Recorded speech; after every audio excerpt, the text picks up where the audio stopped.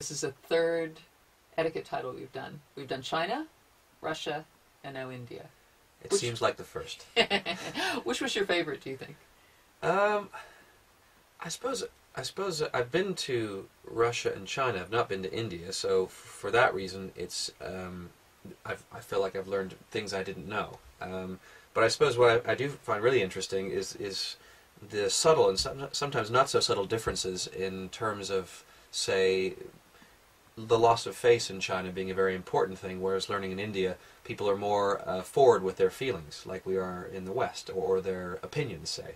No, I agree with you. So I find that those kind of things very interesting.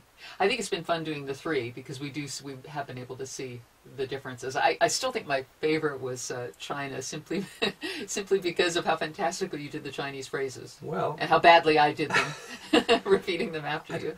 I'm glad you feel that way. I'm not sure that all of China will, but we'll see.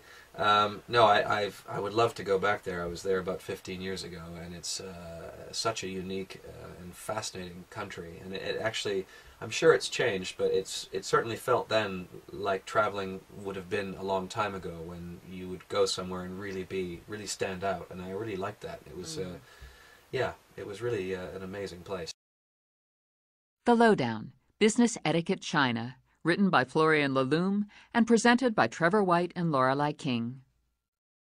China has such a varied and interesting history. Do you think that has had an impact on how business is done there today? There's no doubt that China's rich history plays a paramount role in the way the Chinese see the world today. It's no coincidence that China calls itself the Middle Kingdom. For centuries, the Chinese have seen their country as the center of the world. China may have opened its doors to foreigners, and the Chinese may be fascinated by Western methods and technologies, but they are still proud of their past superiority, and this history has had an effect on the way they do business. For example, the teachings of Confucius. They play a central role in how the Chinese think and behave even today. In case you were asleep during class, Confucius was a Chinese philosopher of the 5th and 6th centuries BC. Uh-oh, I'm not going to have to study this philosophy, am I? Of course not. Look, the only important thing for you to understand is that the principles of Confucianism aim at maintaining a community through interpersonal harmony. This harmony is maintained when each member of the community puts the needs of the community before his or her own. Deference toward authority and respect for age are two Confucian principles. The notion of rank is highly respected. This is something to keep in mind when doing business in China.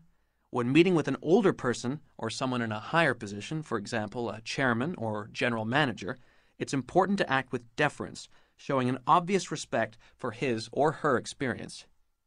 Let me say something about gender at this point. Most executives in China are men, but there are a significant number of female chairwomen and general managers, particularly in Shanghai. The Lowdown, audio downloads for people who are long on ambition but short on time.